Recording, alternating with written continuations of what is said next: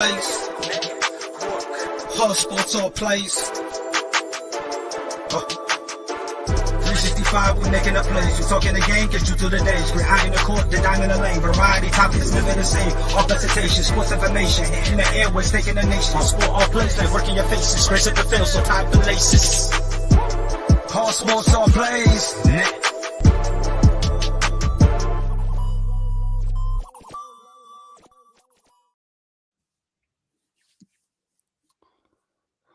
All right, welcome everybody. The Monday night after the Super Bowl. Welcome to another episode of Bring It. I am your host, the Big Dog, and with me is the president of a sad Who Day Nation today. My man Jai said he'd come on whether they won or whether they lost, and he's a man of his word. So Jai, welcome back, man. How you doing? Big Dog, again, like I said last week, man of my word, win or lose, I was going to come back on. You get like the more and more like the loss like kind of lingers within you. You kind of get to that stage of like acceptance, like it is what it is. Next season, this, that, and the other. But I tell you, last night I was sick, absolutely sick,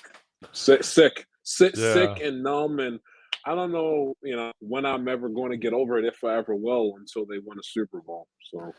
You know, it's funny. It's funny. We were out of friends and we were watching the game, and I'm like watching that second half.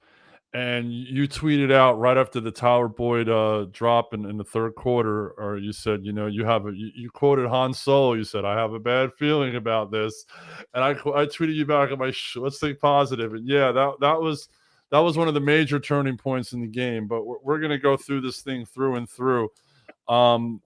Basically, it was a good game. It wasn't a great game. It was a good game. It was definitely a lot of defense.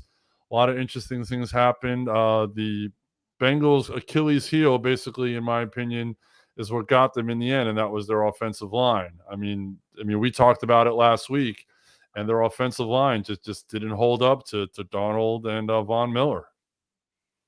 100%. And Coach said it last week. He said that one of the reasons why he gave the Rams the edge was because of the fact that the Bengals' offensive line, he wasn't confident in the fact that the Bengals' offensive line was going to hold up against against Aaron Donald and Von Miller and that vaunted Los Angeles Rams defense. And lo and behold, he ended up being proven right, along with a bunch of other people that picked the Los Angeles Rams. And it's just, you got, the clock struck midnight on them. And the thing that's more frustrating than anything is that it wasn't like that Aaron Donald and the Rams, dominated the Bengals offensive front for 4 quarters for 60 minutes.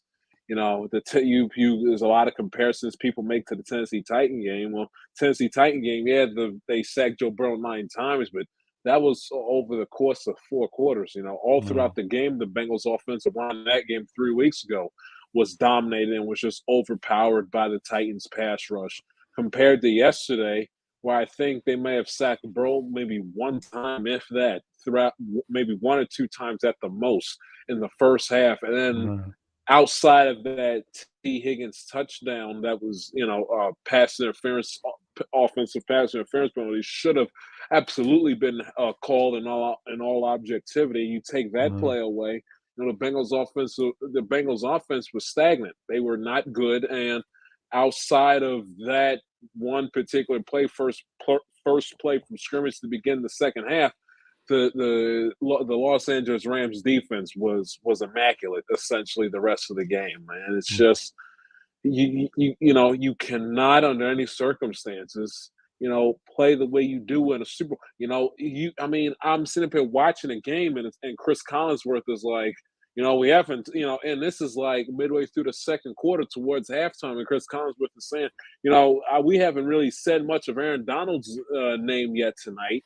And then, do you have the long halftime, one play, and it's like it all goes up in smoke. So their offensive line, we knew it was going to be a huge Achilles heel and a huge factor heading into Sunday's game. And we knew that Donald and Von Miller were going to be the X factors. And if the Rams, had a substantial chance of winning the game and beating Cincinnati, if there was anything that was going to stop Cincinnati in their tracks. It was going to be Von Miller and Aaron Donald, and it ended up, turning out that way. What can I Yeah, tell you? no, it definitely did. It definitely did. That the third, basically from the middle of the third quarter on, basically in my opinion, from the wait, why is that doing that? Yeah. From the play where Joe Burrow ran out of bounds and Donald hit him, pushed him out of bounds, and it was a legal hit because he was still in bounds when he pushed him. That seemed to fire up Aaron Donald, and all of a sudden he just went on a rampage after that. I know Collinsworth and Al Michaels talked about that yesterday. I basically want to try to go through the game, as efficiently as possible. Right. The Rams, lose the coin toss, but Cincinnati defers. A lot of teams do defer, try to get the ball in the second half. They, not really successful, basically almost a 3 and out. They punt.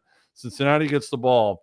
They go for it at midfield, 4th and 1. They don't convert the 4th down. But you like that call. You like them being aggressive right away, right? If I remember, I saw you tweet that. So when they made that call, 100%. you were like, okay, he's going for it, right? 100%. I loved that decision by Zach to go for it in that situation. The game had not exactly decided. The two teams were still figuring each other out. It was very, very, very early in the game. It wasn't established. Is this going to be a defensive slugfest? Is it going to be a high scoring shootout? Like, not that wasn't concrete yet. The two teams, the two teams on both sides of the ball, the Rams offensive defense and the Bengals offensive defense, were still relatively getting their feet wet in the terms of figuring out how this game was going to play out. And midfield, 4th and short, it's the Super Bowl. Why not go for it early in the Right. game? 4th and short in midfield. Why not? Bad result, but Right. no issues with going for it. I love that decision. Sending a right message. It's the Super Bowl. We're going to be aggressive. We're sending a message to the Rams that we're not here to play around, that we're not just happy to be here. We're looking to take this from you guys in your own building. And no problems with that decision to go for it on 4th and short whatsoever. Yeah, but unfortunately, that gives the Rams a short field. They drive down, and a lot of people were saying, and actually Drake had that big bet on Odell Beckham being the first guy to score a touchdown. Drake bet He did. $500,000 on that. You saw that, right? He You did, saw yeah. that, and so he was the big winner yesterday. I mean, but it was Canadian dollars, so it might not have been worth as much. You never That's know. true. But they drive down a short field and they score. Rams go up 7-0. Cincinnati gets the ball back, they punt. Rams get the ball back, they punt. Cincinnati gets the ball back, they drive down, they get a field goal with probably the second best kicker in the league right now compared to Justin Tucker, because McPherson's really putting himself up there for sure after this 100%. playoff run. Had a perfect playoffs. What, he went go 14 for 14? I mean, he was just absolutely sensational. He's established and he's justified the draft choice they made in him, and definitely solidified his spot as one of the top clutch kickers in this league. And then the Bengals get the ball back. They drive down 75 yards, and they run a halfback option play, and they score a touchdown on that. Now, when you saw that play developing, what's going through your head? Like, he's like, halfback option, he's throwing it. Probably half of you was like, whoa, and half of you was like, oh, no. I want to know what was going through your head when that play was happening. I mean, it's like the offense was just like, it was just stagnant for Cincinnati. I mean, you gotta be able to put points on the board in the Super Bowl. The whole game was just like, I'm sorry. It was just so frustrating to watch. And it was funny because I'm sitting there watching a game and people like, it really doesn't feel, and family was sitting there watching it with me, like, it doesn't feel like it's the Super Bowl. And it's like, when you think about it, you're all hyped because of the fact that it's the Super Bowl and got a chance to win the NFL championship, and 100 million plus people going to be watching on TV. And then you go through the pregame ceremonies and everything else. And then the game kicks off, and after that first possession both ways, it feels like a regular, normal football game. And I don't know if you realize it. I at least thought when Joe Burrow was coming out of the tunnel that he looked pretty loose, because I don't know if you saw, but his shoulders were moving like this when he was kind of vibing a little bit when he was walking down, when he was walking up the tunnel about to get introduced. But then they looked very tight offensively to begin the game, and it was kind of like, I don't know. I mean, they look tight. I mean, thank God it didn't stay tight for long. And then, Right. but I mean, they should have ran more halfback passing plays. To be quite honest with you, I mean, the fact that the fact that they just it was. I mean, it was there for the taking. But boy, were they. I mean, you wouldn't have thought that they only lost. What was the final score of that game? Like 23-20, whatever it was. I mean, Yeah. you would have never thought that. I mean, they lost by 3 points, but you left that game with a mindset of, jeez. I mean, they left a lot left to be desired on that No. football field, and they only lost the game by a field goal, which is Right. just the crazy. I think Big Dog also another thing too is that these are not historically when you talk about all time great Super Bowl teams. These Yeah. two teams are like No.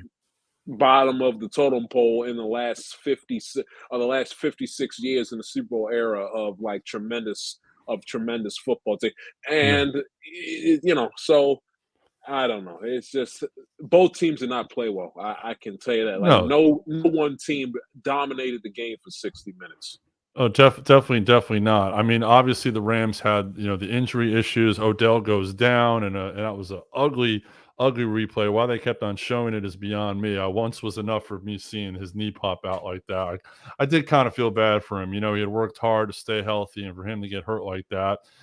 Tyler Yeah. Higbee was already out, and apparently their second tight end gets hurt during the game. They go down to their third tight end. But what was interesting is when the Rams scored their second touchdown, the missed extra point, which loomed large for a while, because if you saw the score differences, I think when it was 20-16, and I know we're pushing ahead in the game, the mindset of 20-16 to 20-17 is a whole different mindset. I mean, so that definitely played a factor in the end of the game, which we'll get to in just a little bit. Right. But then Stafford throws a typical Matt Stafford interception, winging a ball out, getting an interception. Since you're like, okay, Cincinnati's got a turnover, and they go 5 plays, 7 yards, and they're out. And then the first half ends at 13-10.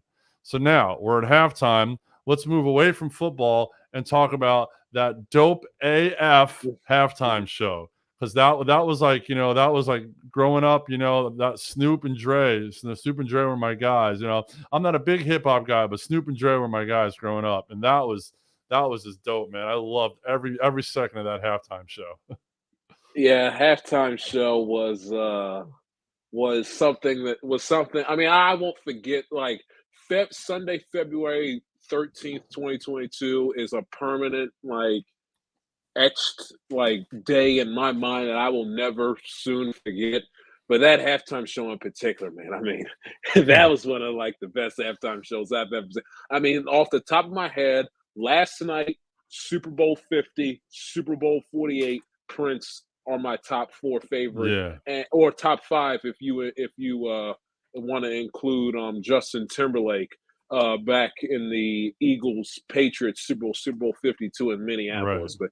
But those are my favorite ones of all time. It's like the music and just the vibe, the nostalgia piece, the songs. I mean, these are classic hits that they're playing. I mean, it was just absolutely fantastic. The set design was unique. I like the fact too that they also, because typically, you get the halftime show, it's typically pitch black, about dark, when it's halftime. And they kind of take advantage of that because they shut all the stadium lights off, and it has a very dark kind of concert-y vibe.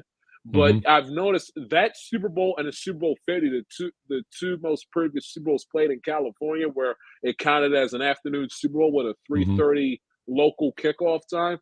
They did a very good job of using the daylight to their advantage, especially with that one, because they took advantage of the fact that it was still daylight outside. They had the bright white colors on keyboard, and it was real nice. And and having Snoop Dogg and DRE rapping their old classic hits. Yeah. And Kendrick Lamar, who's just an absolute stud, rapping "We Gonna Be All Right." And then I got Slim Shady coming up there, perform one of my favorite songs in the history of music, and "Lose Yourself." And then Mary J. with Family Affair, one of the queens of R&B. I mean, it was. I mean, I don't understand how. If you like music, I have no idea how you could not like that halftime show. No, I mean, it was just absolutely sensational. And one quick thing too.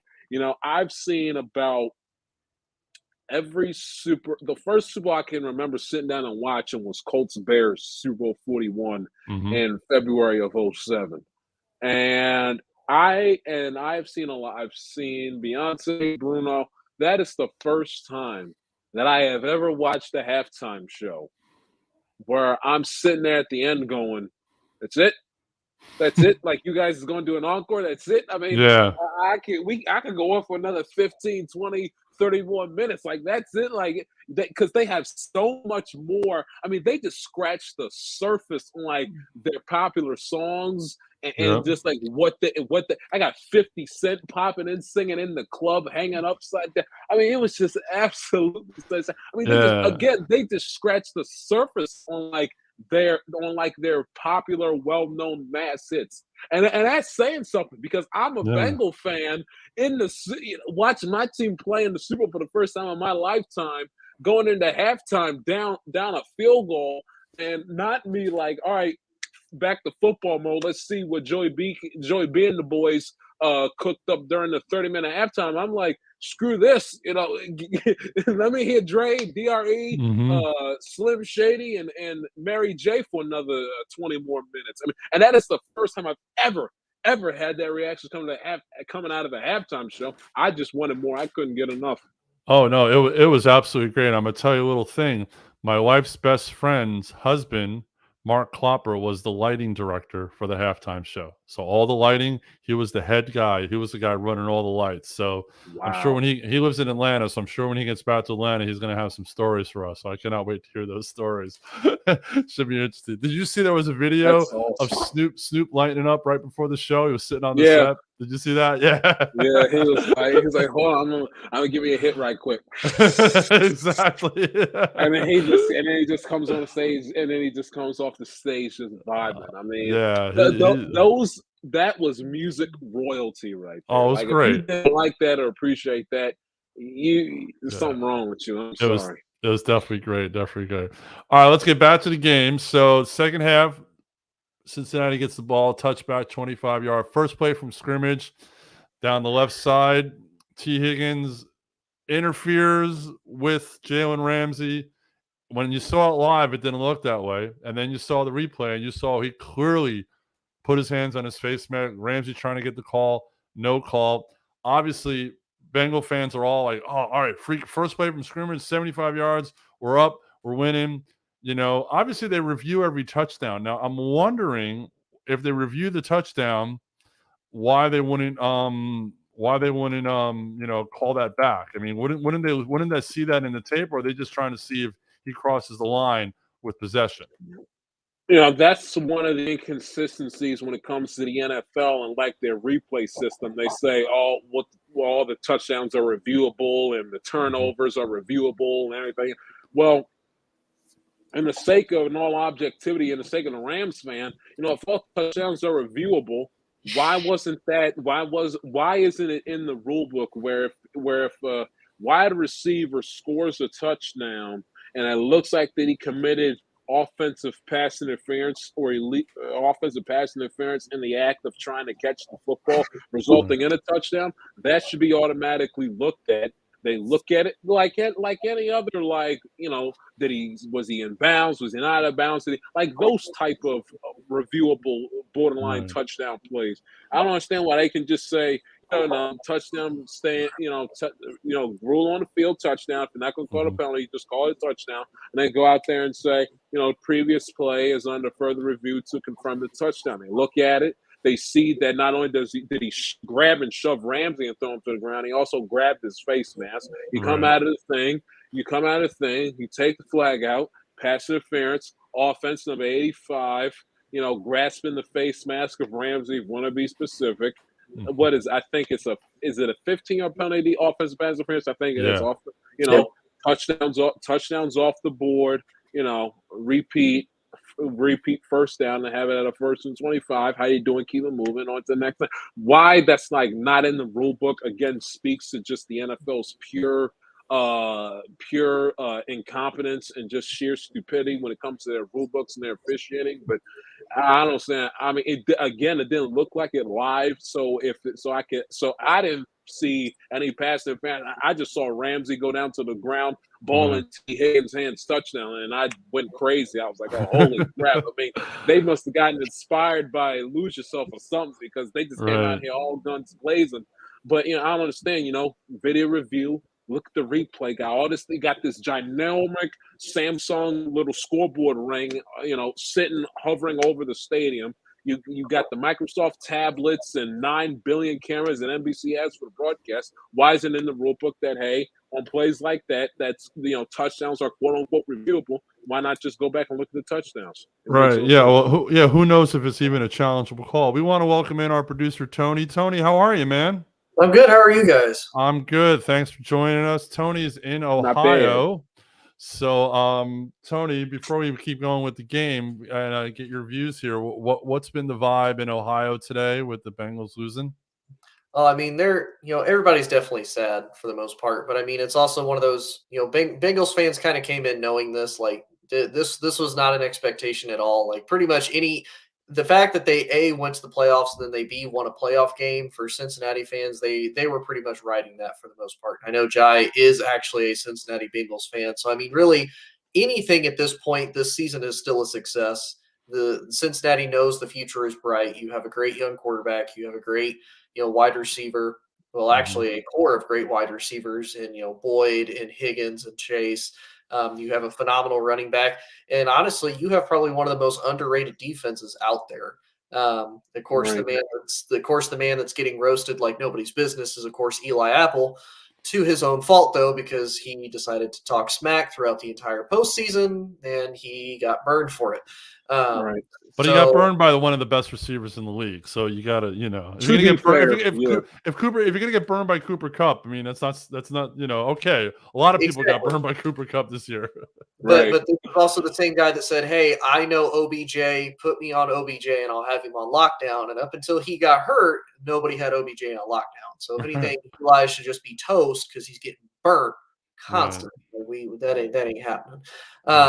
But no, I mean, overall, Ohio fans overall, I mean, they're sad because they didn't win, but again, happy because they know the future is bright. And I really think about it. Other than the Ravens, can we really sit here and say that the Bengals really should have to worry about, their two other rival teams in the division? Because Pittsburgh doesn't have an answer at quarterback, and really the Browns don't either. Mm-hmm. And they just watched their, star wide receiver that they released in the middle of the season go win a Super Bowl ring. So, I mean, really for Cincy, it's bright right now. Oh, no doubt, Tony. All right, so we're gonna move on with the game. So it's now 17-13 Cincinnati. The next play from scrimmage, Matthew Stafford throws another interception. Not his fault. Curley tipped off. They have their 4th-string wide receiver in there. Tips off of him, goes to Cincinnati defender. Cincinnati gets the ball back. All the momentum is with Cincy at this point. So I'm going to go to Tony first. So, Tony, you're thinking, Stafford's got 2 interceptions. Are we going to have another typical Matthew Stafford game? I know that's going through my head at that point. What were you thinking at that point? Oh yeah, when I saw that happen, to me the first thing was this: depending on what Cincinnati's able to do with this is going to completely turn the entirety of the game. If Cincinnati's able to score a touchdown on this game is essentially over. I knew Matt Stafford being who Matt Stafford is, the fact that he has been the comeback king really the last probably 4 or 5 years, even spanning back to when he was in Detroit. Matt Stafford was great at being able to lead those fourth quarter comeback drives when the game actually mattered. But when I saw that, though, I was like, man, I'm waiting for Cincinnati to capitalize on that momentum and move that forward. Because if you think about it, what did everybody say for the most part this entire week? Cincinnati could not let the Rams get ahead of them and then have to play from behind. So what did Cincinnati do? Cincinnati came out and was aggressive and stayed aggressive. They were only ever down at one point by the first initial touchdown, and then after that, it was never more than 3 points. So, Right. For Cincy, they came out and they made sure that they went after it. And when I saw that interception, I was like, this is Cincinnati's chance to really make a statement of, even though our offensive line is terrible and Joe Burrow is going to sue his entire offensive line for what they did to him, doing him dirty, the Bengals are still here and they're still relevant in this game. Right, exactly. But now this, to me, Jai, this is one of the key drives because they go 8 plays, 11 yards. The 3rd and 3 at the Rams 11. They're down at the Rams 11, about to get in the end zone. This is where Burrow gets sacked for the first time for Aaron Donald. And this is a point where they could have gone for the jugular. They could have put the ball in the end zone, put this game basically the way they were playing defense almost out of reach. They end up settling for a field goal. It's only a 7-point game. So at that point, you're probably thinking, all right, as you've stated a lot during these playoffs, they're leaving points on the field. I've seen you tweet that all through the playoffs. We're leaving points on the field. And again, you're probably saying the same thing there too, right? 100%. I said it in the Raider game when Trey Hendrickson strip sacked Derek Carr and Larry Ogunjobi fell on it, and that red zone drive, an absolute gift in the early stages of the first quarter against the Raiders. That drive only resulted in a field goal.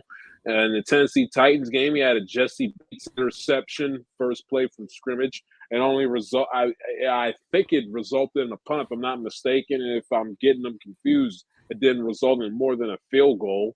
Mike Hilton on the little batted down screen pass intercept against Ryan Tannehill 3 weeks ago. What do?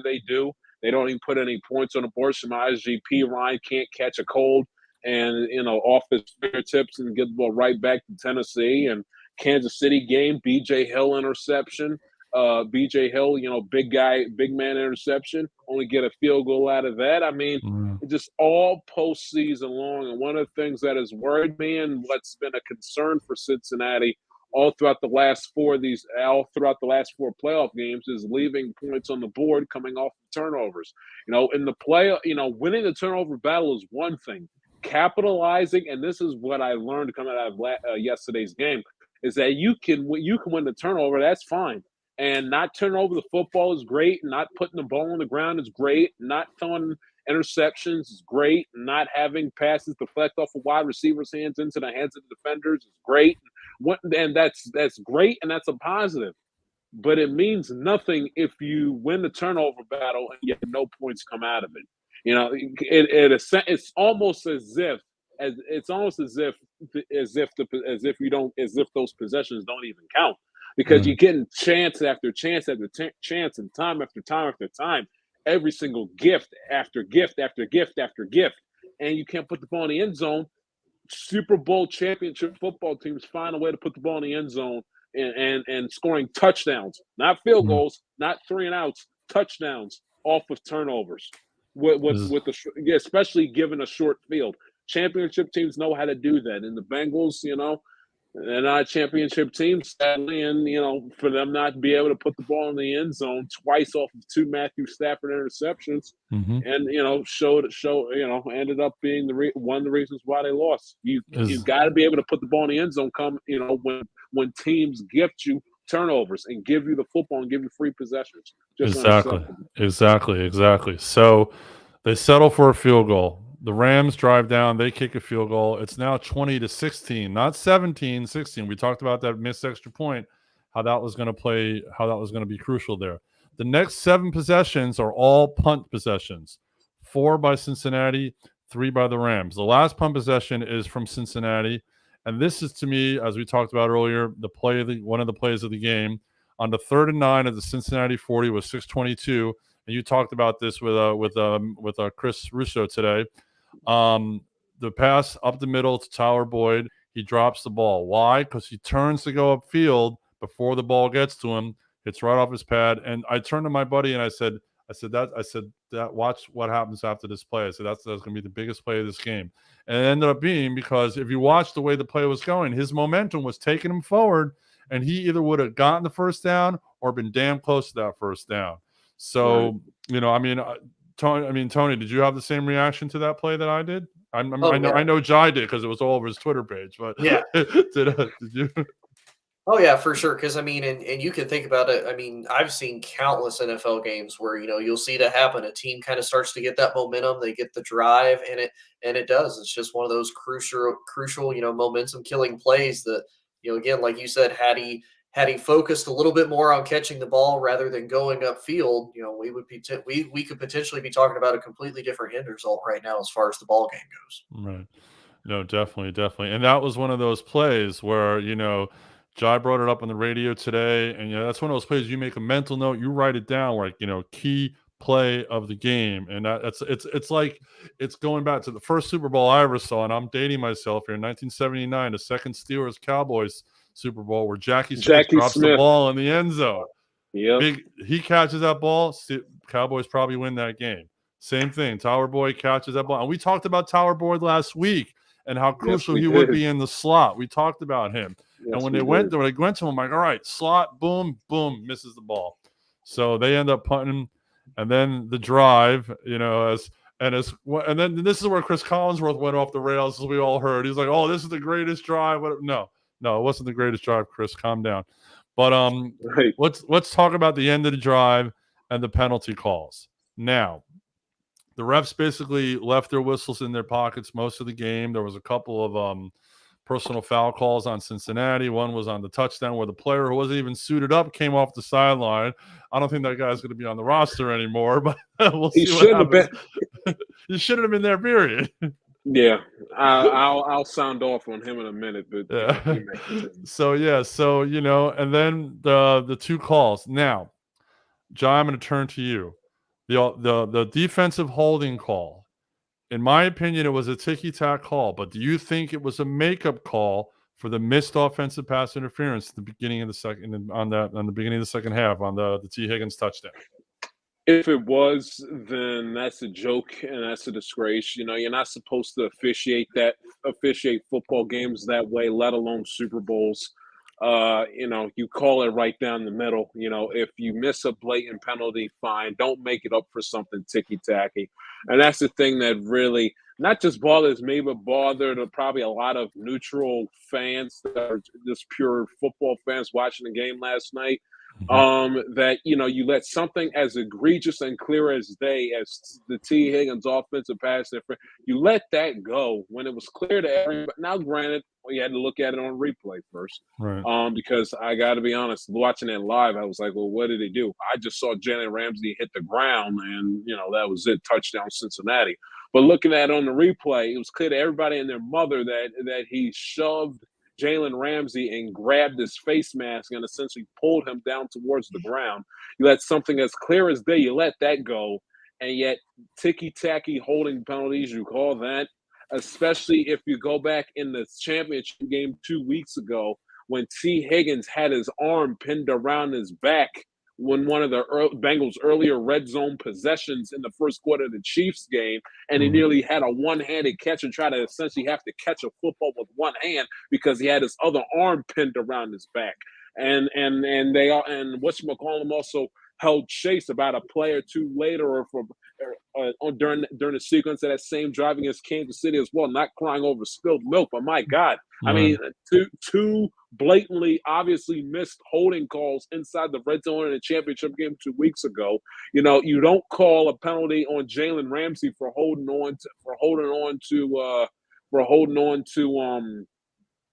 Jamar Chase. And then it's like, Logan Wilson, he a little hand fighting, but he didn't grab a Yankees jersey. He kind of had his hand on him, patting him down, kind of guided him towards the ball almost. And it was like a slight tug, but it didn't alter his route running ability or affecting him catching a football. No. And they throw a flag and they throw a flag on it. That is perfect defense. Logan Wilson gets out in front of it, gets his hand, swats it down. All of a sudden, you see that stupid flag going in the middle. That's why I didn't celebrate. I was incomplete, and I'm sitting there holding my breath for a flag, and then here it comes. And I literally, I swear, as God be my witness, I didn't get upset. I didn't start cussing at the TV. I stood there in silence. I was like, This is how this game ends. This is how this game. This is how it ends. Right. On two facets. One, the absolute atrocious, disgusting, putrid, incompetent, disgraceful ref ball that has been on the display all entire NFL season with these dopey officials putting their beaks into the game. I mean, how many times do we have to keep on going through this path? Right. Guys, especially in playoff games where championships are on the line. How many times we have to explain to you fools that keep your beaks out of the game? If you're not going to call anything and quote unquote let them play for the full 60 minutes. Exactly. Don't let them play for 58 minutes and don't let them play for 59 minutes and 30 seconds or Right. 58 minutes and 25 seconds. They let it go nearly the entire game, and then they felt during the Rams' final drive that we gotta inject ourselves and stick our beaks into the game and start blowing the whistle and throwing the flags. I mean, are you kidding me? Over Right. stuff that over plays and over quote unquote penalties that weren't egregious, that were not flagrant. If we're gonna let them play for the full 4 quarters. Swallow your whistle, put your whistle in your back pocket, stay out of the game, keep your flag in your pants. It's enough. How many and it's not just the fact of me being a salty Bengals fan. This is me just speaking as a football fan because I have seen way too many games that involving my Bengals and not involving my Bengals where these officials they don't know which way is up and they stick their beaks into the game and they ruin it. They ruin the flow of it. They ruin the vibe. They ruin the mood, and it leaves you with a bad sour taste in your mouth, feeling like you got gypped. But you got gypped by piss poor officiating. I mean, we're not gonna call a freaking thing, and all of a sudden it's a flag fest. I mean, seriously, the Rams didn't need any more help refs for allowing Cooper Kupp to single-handedly march up and down the field on the Bengals defense. Eli Apple getting burned by Cooper Kupp every single time you turn around. Trust me, the Rams didn't need help in that aspect. Keep your beaks out of the game and stay out of it. And this is why I love Jai. I love his passion for the game, and I love his knowledge, man. I love it. I love listening to your rant like that. It's great. Everyone, listen to his podcast. You're going to get even more of that tomorrow. You're going to drop tomorrow, right? New episode drops tomorrow. Tomorrow. Yeah. Oh, wait till you hear tomorrow's show. I cannot wait to hear that podcast. And Tony, as a Cowboy fan, you can sympathize with the flag thing a little bit for sure. Oh, to no end. I can tell you as a Cowboys fan, I can tell you watching a lot of Detroit games. When I tell you when I was sent up to Detroit to give out the vaccinate, when I was deployed to Detroit to give out the vaccinations to people, I remember I asked because they gave us a grand tour of the stadium. Like we got to go to locker rooms, got to go in the tunnel, and in the tunnel there's a skyline of Detroit with the words Detroit versus everybody, and it's trademarked. And I remember asking the guy, he's like the vice president or something like that. I was like, hey, why do you guys have this trademark? And he goes, well, because we started to notice that it was like every time we turn around, and even as a Cowboys fan, I can say it, that 2014 wild card game when Anthony Hitchens completely blown, defensive pass interference call. And even the Megatron, the Calvin Johnson, the process of a catch, Detroit was like, it's us versus everybody because we always get crappy calls and they're always called against us for the other team. So yeah, I mean, I completely agree with Jai. This has been something that's been going on really for years, and I would say it even goes as far back as when the NFL officiating had that lockout and we had those temporary officials and that super big controversial moment with Green Bay versus Seattle of was the catch an interception. And I feel like from that point forward, everything as far as officiating has gone is just down the toilet. Right. 100%. And it's just so. And listen, I'm not trying to make it sound like that the Bengals haven't been officiated from piss poor officiating, whether it's the whistle in the Raider game. And the fact that they essentially kind of covered their hide and let the touchdown stand, although by rule they had to replay it down. And there was a tad dubious officiating going on at the end of the first Bengals-Chiefs game on January 2nd. But speaking as a Bengal fan in that moment last night with a championship on the line, It's ridiculous, and they're doing this with Roger Goodell in attendance. You think Roger Goodell would be bright enough and would be smart enough, in between shrimp cocktails with Russell Wilson, step in and say, "Hey guys, we got 100+ million people watching this thing. We're sold out 70,000 plus people up to the brim. It caught charging people an arm and a leg to get in the damn place. Can we not have our championship, have our Super? We finally got a decent Super Bowl coming down to the final minute of the game, something that we haven't had since Eagles Patriots about 5 years ago. Like, can Goodell sit up here and say, "Hey guys, okay, we come here and we all do it. You guys do a nice job. We come here to watch the talent on the field.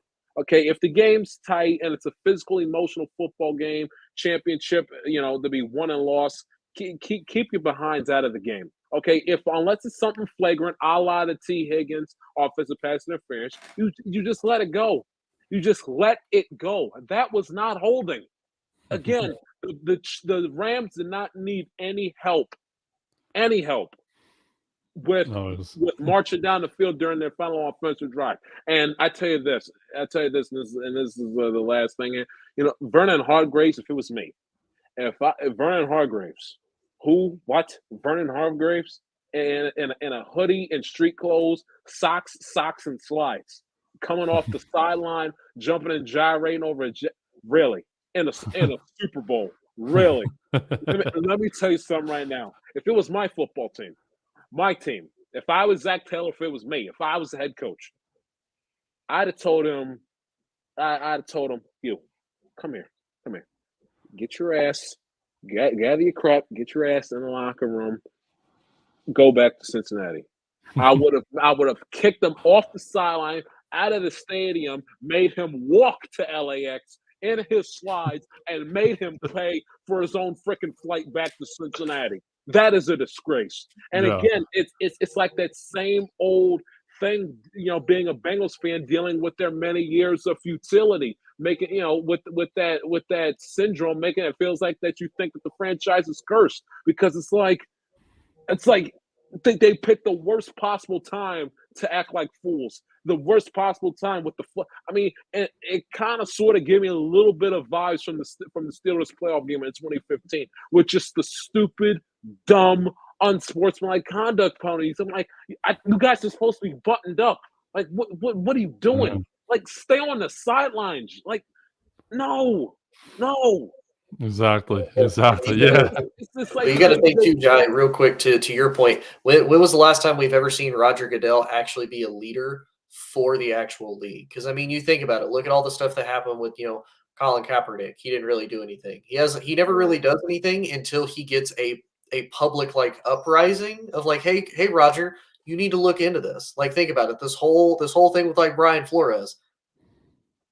Roger didn't say a word until it was hey Roger, this is an issue. Oh crap, my bad. Okay, I'll take care of it. Same thing with COVID. Hey Roger, this is an issue. You need to take care of it. Okay, I'll take care of it.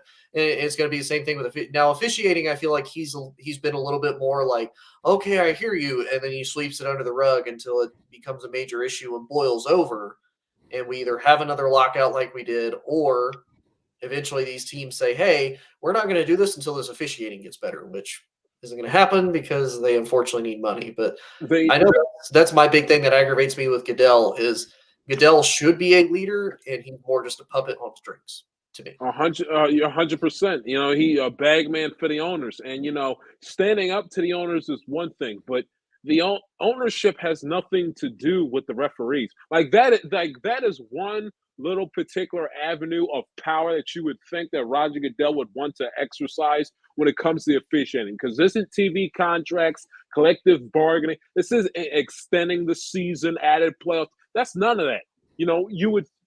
If anyone within the NFL could be on the same page on one thing with the bad officiating, it's the fans, players, and the ownership. You think Mike Brown and the Blackburn family like the fact that the refs decided to stick their nose into the game during the Rams' final offensive drive in the red zone? Or how about Gail Benson and the Benson family in a 2018 NFC Championship game where they didn't call that pass interference penalty that should have?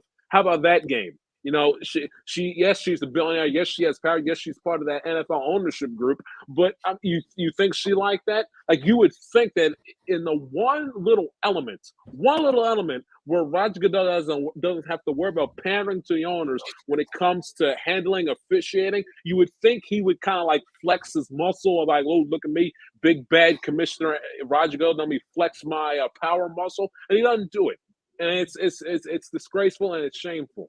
You would think because no team owner, no team GM, no head coach, no player, no fan wants in a sequence of a Super Bowl, once that game marred or interrupted or ruined in essence by piss poor officiating. Nobody wants it. We want a clean game, let it flow smooth, like they called it for 58 minutes.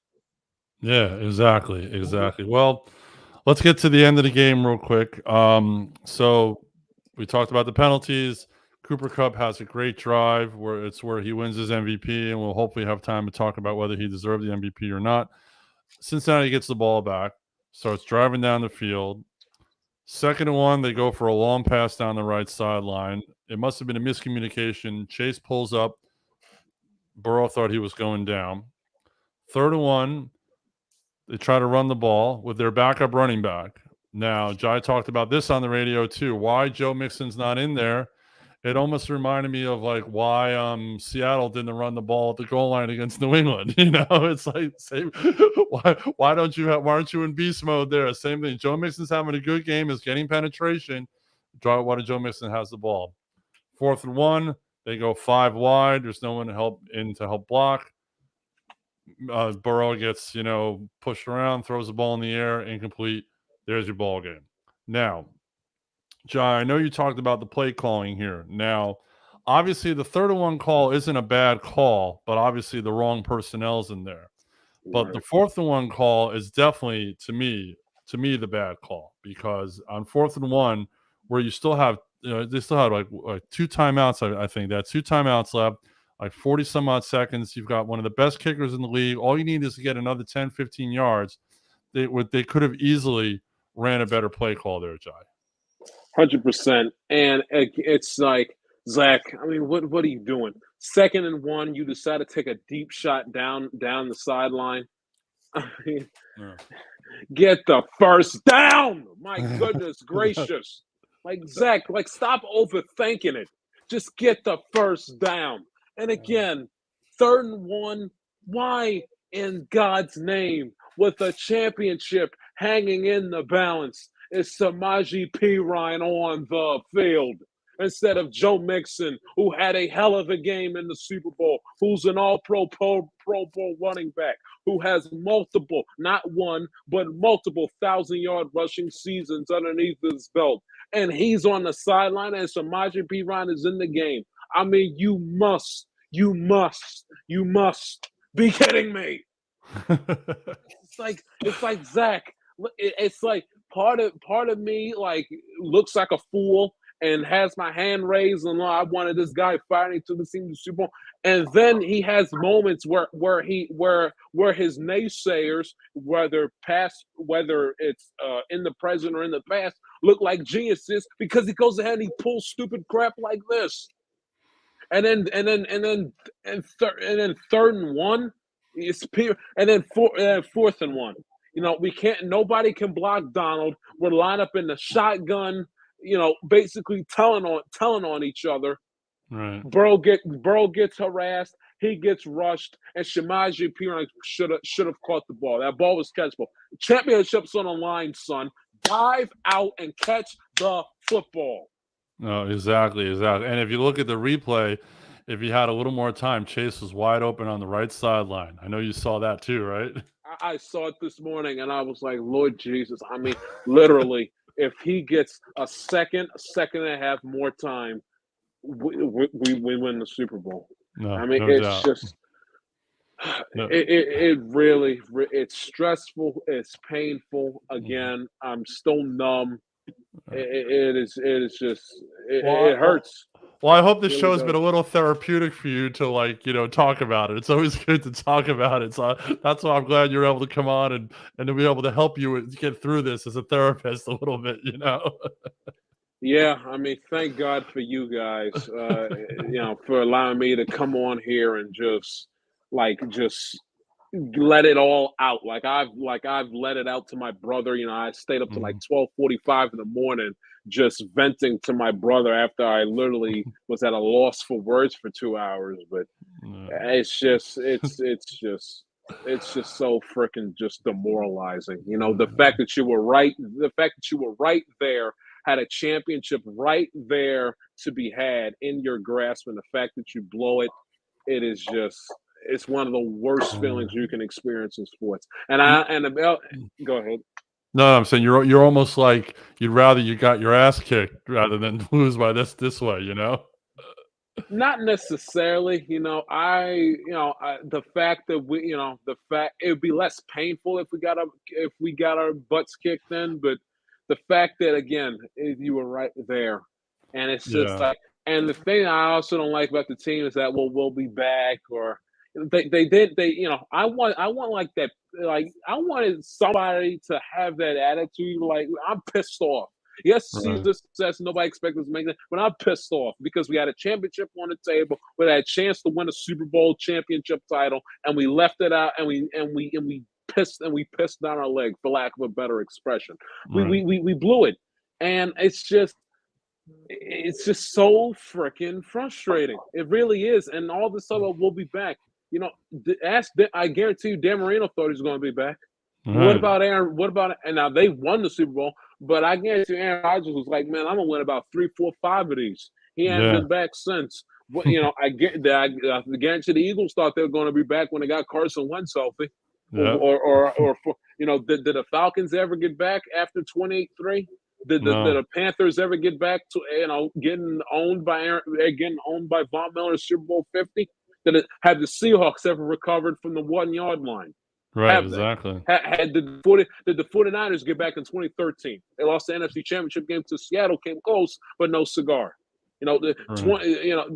I give you many. Did the 49ers make it back last year in 2020? Right. Exactly. And firsthand, and I had a front row ticket to this. I know the answer to this question. Did the Chiefs make it back after getting their teeth kicked in by Tampa? The answer is Right. no. Exactly. Did the '96 Patriots make it back? No, they did not. The '97 Falcons, the '97 Packers, the '98 Falcons make it back? No, they did not. Did the '99 Titans make it back? No, they got upset by the Ravens in their own building. Did the 2000 Giants make it back? The '01 Rams, the '02 Raiders, the Yeah. '03 Panthers. I mean, I could be here all night giving you examples. Yeah. It's Nothing hard. in life and nothing in sports is guaranteed, which is why you have to be able to seize the moment and strike while the iron is hot. And that's the thing Exactly. that kills me about this more than anything else, is that I understand a young team, unexpected, but the bottom line is you left the Super Bowl and you left the championship on the table. You just No. did, and that's what No. sucks. It really Yeah. does. No. It definitely does. It definitely does. Tony, I want to pose this question to you. We're running out of time, but should Cooper Cup been the MVP? Because there's been talk like Aaron Donald, the way he not only had 2 sacks, but the way he affected the game, he should have been the MVP. And I think I was leaning a little more towards Donald myself at the end. Where were you on that? Yeah, I agree, and I think that was kind of everybody's general consensus. Because I mean, you think about it, and every major sports show host has talked about it. Aaron Donald is easily a top 5 player in the NFL, not just at his position, in the NFL as a whole. He is a top 5 player. You want to talk about a player that always has to be accounted for, that is always going to do some type of disruption. Sacks wise, has done it all. Is to multiple Pro Bowls, multiple All Pros. The only thing he was missing left was a Super Bowl ring, and Right. he finally got it last night. So yeah, I think while Cooper Kupp was he ended up becoming intricate in part of the game plan, because you really think about it, that first half, who was Matt Stafford's main target he was going to? He was going to Odell. It wasn't Cooper. Right. He went to Cooper in the second half because Odell was gone, and really that was it. Like Van Jefferson, he's kind of there. The kid from Notre Dame, number 18, Rorick, I think is how you say his name. Yeah, something like that. I mean, he's your third string guy that, he's okay. He'll get you a catch for a good solid, 4 or 5 yards, but that's about it. So I And mean, their third string tight end was making catches too, because their second yeah. string guy who was starting for Higbee got hurt. Yeah, so I mean, really, it was more okay. Matt's gonna spread the ball more effectively around, and Cooper Cup, he was his end zone target like he has been all year. But yeah, to me, I say it should have been Aaron Donald more. I feel like that would have really kind of completely circled his legacy and cemented it because Cooper's still going to keep playing. There's a lot of speculations that are like, hey, Aaron's done everything he can basically do at this point. He could retire. And he's 30 years Right. old, and as a fan of the game, that would absolutely suck to see because he's a once in a generational type talent player. Numbers wise, if he continues to go, he'll be right up there with the likes of Reggie White, LT, Bruce Smith. He may even break one of their records one day, especially with the addition of the 17th game. So to me, yeah, I think Donald should have gotten it personally. Yeah, I mean, at this point, now that he's got a ring, he's definitely your first ballot Hall of Famer. He'll definitely go to Canton. He's been in the league 8 years, 7 All-Pro teams. I mean, come on, first team All-Pro. You can't really beat that type of thing. And that's the point, Big Dog, that you brought it up. That's the point where there's a mixed message that you're sending, because not with you, but like what I've heard is like, Aaron Donald has accomplished so much. Like you said, he only needed, like you and Tony said, all he needed was a Super Bowl ring. He's accomplished this much in X amount of time. First ballot Hall of Famer. Matthew Stafford kind of hums his way throughout Detroit. Has one excellent season with the Rams, wins Super Bowl, and we put him in the Hall of Fame. So let me get this straight. Aaron Donald, who is compared to and many a times is said to be the best defensive player in the history of the sport, better than LT and all the other games all-time greats, who I don't think he's the greatest player. Definitely you can make them the greatest defensive player in my lifetime. I still hold Ray Lewis number 1 a little bit, but that's me speaking as a native Baltimorean. But hands down, one of the best defensive football players I've ever seen in my lifetime. All the All-Pros, the Pro Bowls, Defensive Player of the Year, Super Bowl champion. Sure, he retires tomorrow. He goes into Canton. Matthew Stafford, sub-500 win-loss record as a quarterback. Hums his way throughout Detroit. Went 0-3 in the playoffs. Now 4-3 in his NFL career for now in the playoffs. Super Bowl championship. Didn't get the MVP, wasn't sensational he played good, wasn't off the charts sensational in the game last night, and we put him in the Hall of Fame. So think about like the wide margin that is. You can either be a transcendent talent, an all-time great, and be compared to the likes of LT will put you in, or you can, have good, everybody likes you. You can have, solid numbers, solid numbers that I look at in a lot of cases in a vacuum, and have one fantastic season coming off of a hellhole for franchise of the Detroit Lions to put you in the Hall of Fame. Which one is it? If we want, me personally, you got to put up the Aaron Donald-esque numbers, regardless what position you play. You got to put those Aaron Donald-esque numbers to be considered Hall of Famer in my book. I could care less. Especially little no-look passes and all of the and Stat Padford with the extra receiver yards and extra touchdown passes in garbage time. I'm not interested. Bottom line is 4-3 in the post. 4-3 in your NFL career in the playoffs and a sub 500 record, and you've been in the league over a decade plus. We're gonna put you in the Hall of Fame. While we're at it, let's put Matthew Stafford in the Hall of Fame. Put Joe Flacco right after that. Brad Johnson right after him. We'll stick Trent Dilfer in the same class. And by the way, Jeff Hostetler gets a gold jacket. I mean, my goodness gracious! I mean, they already did it with Joe Namath. Joe Namath has real similar stats: losing record, 1 Super Bowl, and I mean, Joe Namath wasn't really the dude that's like turning people's heads. The argument with Joe Namath is what he did when he did it with the merger. It was all about the merger at the time because it was the first year it was right before the merger, and his Jets team beat that highly favored Colts team and basically changed the face of football. And that's why Joe got in, because of what that team did for the merger. So that's been the argument about him. That's what they talk about. But yeah, I mean, there's guys all over the hall that only have one ring, and there were stat compilers and all that. I mean, but that's that Hall of Fame discussion is definitely for another show, no doubt. Yeah, we got to go, guys. Tony, thanks for hopping on and thanks for producing as always. Thanks for everything. Jai, man, thanks for coming on, and I'm glad I gave you this opportunity for an hour to just talk about the game and vent and that type of thing. And how much, like 290 days till football season starts, something like that they posted today. Yeah, it's gonna be a long 290 days, man. I got 4 hours of sleep tonight. And the thing that is, I try to like get over it, like as the day moved along. Like I try to, but then I'm like, all right, so I go ahead and listen to some music, take my mind off of it, and it's like I'm not like in a good enough mood for me to listen to these songs, and it's like, I want to jam out to Eminem and I said, all I did for like the last 2 weeks, like jam out to Pac, Snoop, Dre, Eminem hits, Mary J. And I can't do that because like I hear those songs, I think about the Super Bowl, and I think about so I'm like in that phase where it's like I'm trying to slowly but surely get out of that funk, but like I just can't. I just can't. I try to I stay away from any commentary of any of the sports shows. The only like sports media I really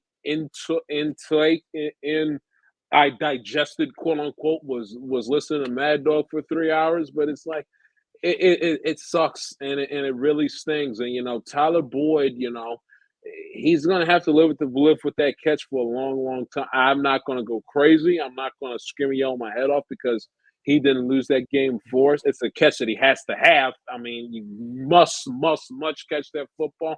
But it was like his first drop in like three, like something ridiculous, like first drop last 3 years. And that's the thing where it's like, and a thought popped into my head. I was like, aren't the Bengals really cursed because of the ridiculous penalties, the ref ball, defense collapsing at the end, Aaron Donald taking over, Joe Burrow actually getting hurt during the sequence in the fourth quarter of that game, on top Boyd's first catch in like damn near 3 years, just so happens to be one that he's going to be up all night thinking about till training camp.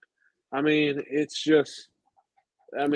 makes you sit back as a long suffering, and you've had, it's a great season, successful season nevertheless, but still no Super Bowl. I still got to hear the jokes of the Bengals never won this, Bengals never won that. Their trophy case is empty. No Lombardis. 0-3 in Super Bowl. I still got to hear that. I still got to put up with it. And yeah, it's a great season, but bottom line is you weren't the ones hoisting up the Vince Lombardi trophy. The Rams were. And, Tyler Boyd has to live with Jackie Smith had to live with in Super Bowl 13 and had to live with Wes Welker, what Wes Welker had to deal with when he dropped the pass in the second Patriot-Giant Super Bowl and the Super Bowl 46. So he'll get over it. He's going to have to live with it for the rest of his life. I pray to God that he and the boys can right their wrongs. Listen, I want them to be back next year. But do I think it's going to be likely that they'll be back next year? Honestly, not me being a hater or me or me being negative Nancy. It's just got to be realistic. The AFC is a damn gauntlet, and it's no guarantee that they're going to make it back. I mean, they had to bust their ass just to get to this game, and making it back to this game, dealing with the scars of how they lost this game, it's going to be difficult, especially when they have to go through the hungry teams. The hungry teams that they had to go through this past season, a tougher schedule as a division, winning the division this year. Got to play Kansas City again. Ravens going to be hungry, and then even teams that aren't even on their schedule that are going to be competing for playoff spots, such as the Patriots. They play Buffalo this year, I believe, from the top. So it's like, it is difficult, and that's why you got to seize the opportunity to strike while iron is hot, because nothing in sports is guaranteed. I guarantee you, Marino thought he was going to get the more than one Super Bowl in the second season. He never got back. No, exactly. Well, everyone, tune in to Jai's podcast this week. It's going to be much more of this stuff. It's going to be intense. It's going to be amazing. You're going to hear more of the passion that he brings every week. Next week, we got a special interview with radio host Bruce Wawrzyniak from CatholicSportsRadio.net. So that should be interesting. And we'll move on to a little bit of basketball. We'll talk a little bit more leftover football next week. And hopefully maybe they'll have a baseball settlement. We'll hopefully have some spring training stuff to talk about. But thank you, Jai. Thank you, Tony. Thank you, everybody, for watching. And we will see everybody next week. Peace out.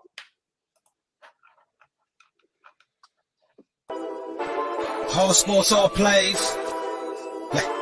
All sports, all plays. All sports, all plays. 365, we making a plays. We talking the game, get you through the days. We're high in the court, the dime in the lane. Variety, topics, living the same. All presentation, sports information. Hitting the airways, taking the nation. All sport, all plays, like working your faces. Grace at the field, so tie the laces.